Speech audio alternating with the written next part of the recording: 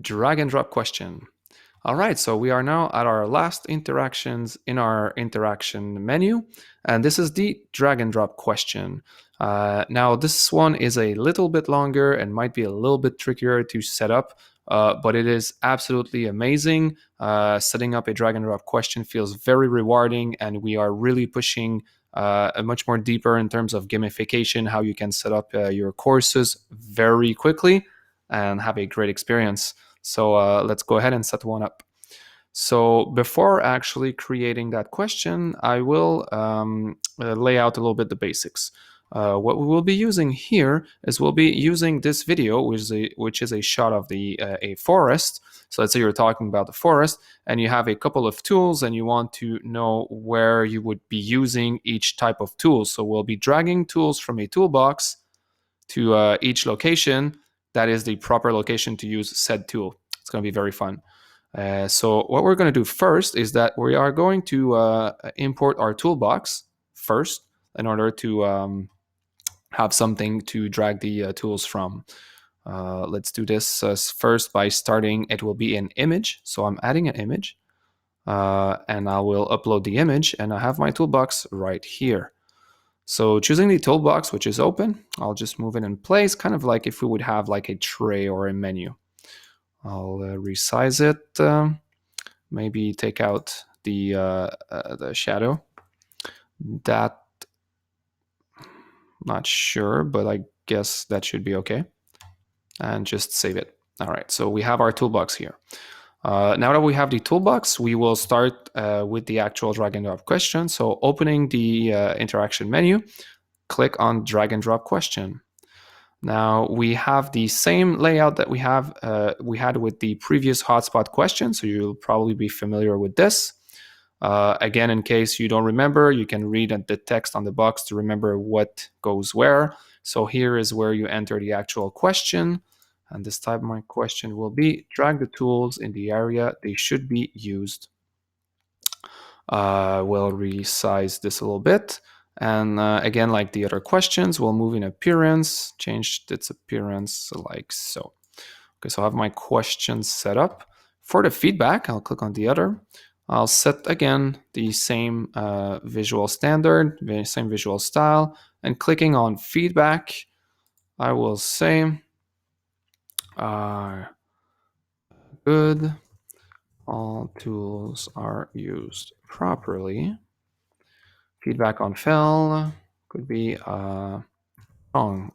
One or more tool is not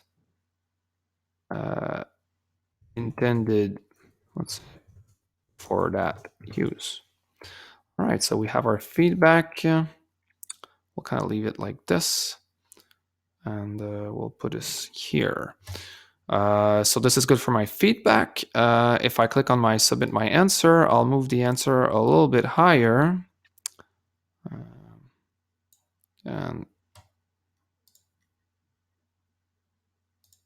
maybe leave it like that. Try to line this up just a little bit, like I'm doing this rapidly. So I have my answer button, the question, and my feedback here.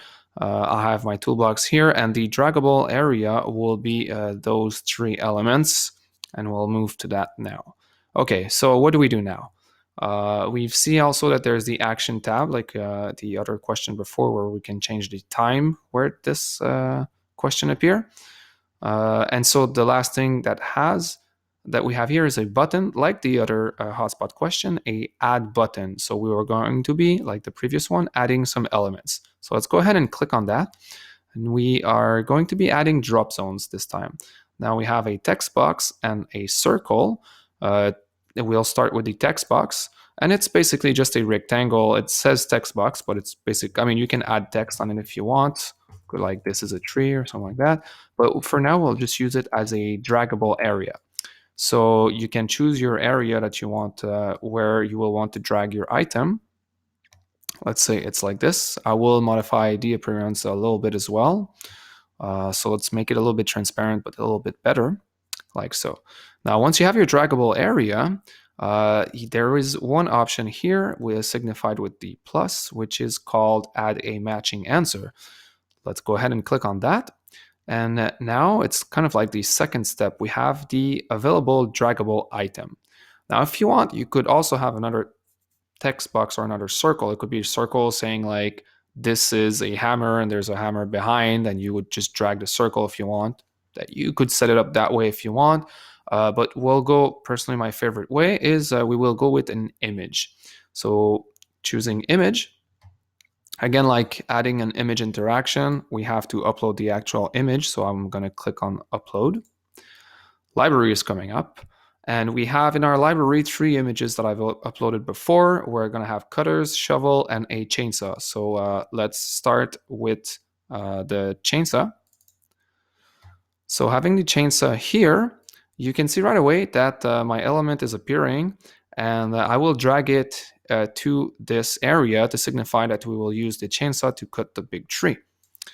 You can delete that and import another one if you want. And selecting it, you can see that it's selected by having the little handles like this here. If I click on it and I have it selected, I will again take out the board, take off the drop shadow, and I will resize it a little bit.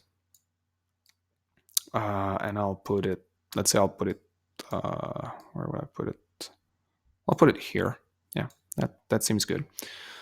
Okay, now I'll go ahead with my second element.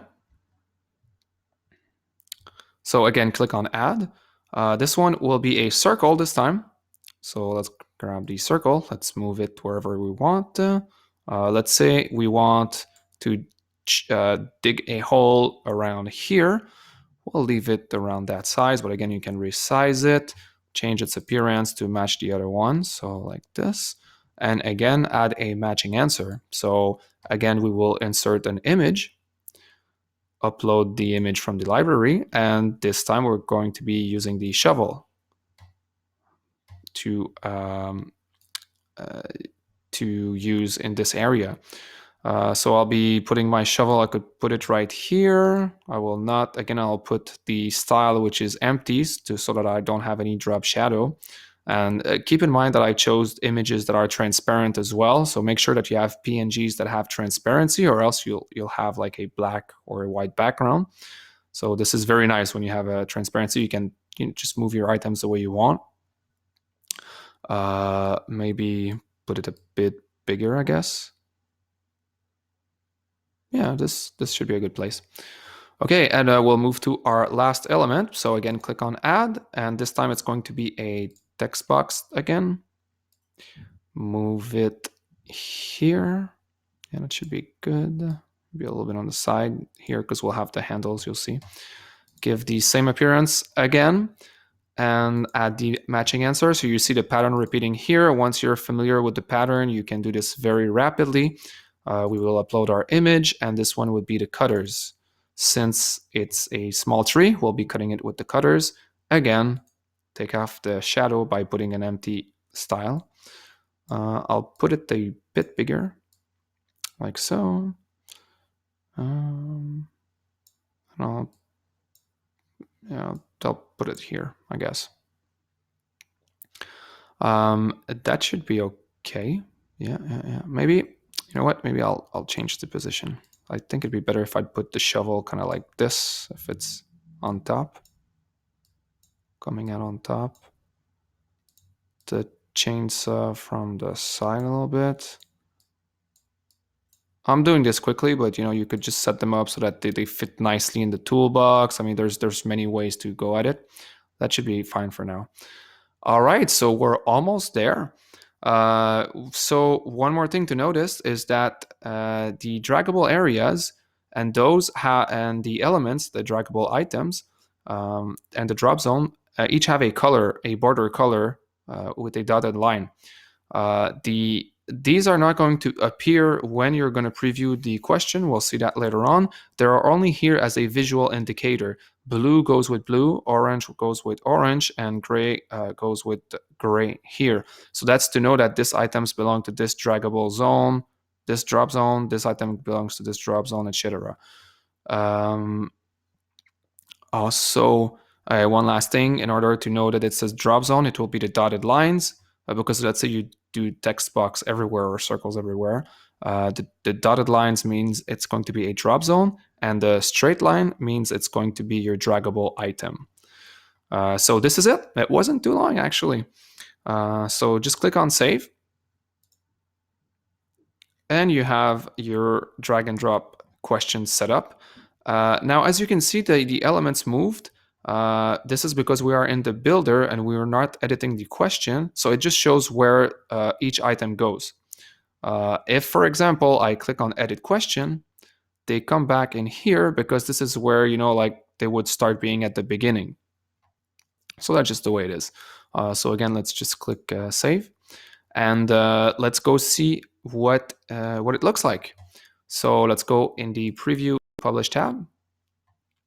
So our video starts. You can see the panning. It stops. Well, maybe that was a bit quick. So let's see. So the video stops, and we have our question here with our toolbox and our tree zone. And it says, drag the tools in the area they should be used. Submit your answer. All right, so let's see if I have this right. I'm thinking the shovel would be used to dig a hole. Let's say the chainsaw is used to cut the big tree, and the cutters would be used to cut the small tree here. You can see that if you bring it anywhere else, it's not going to work. If you bring it over the area, it's going to change color, hover to signify that you can put it here. If you want, you can take off your items as well, drag them again like this. I mean, you can do any type of combinations. And so I'll put those three here. And let's see if it's the right answer. If my tools are used properly, I submit my answers. Good. All tools are used properly, and it displays the right answer.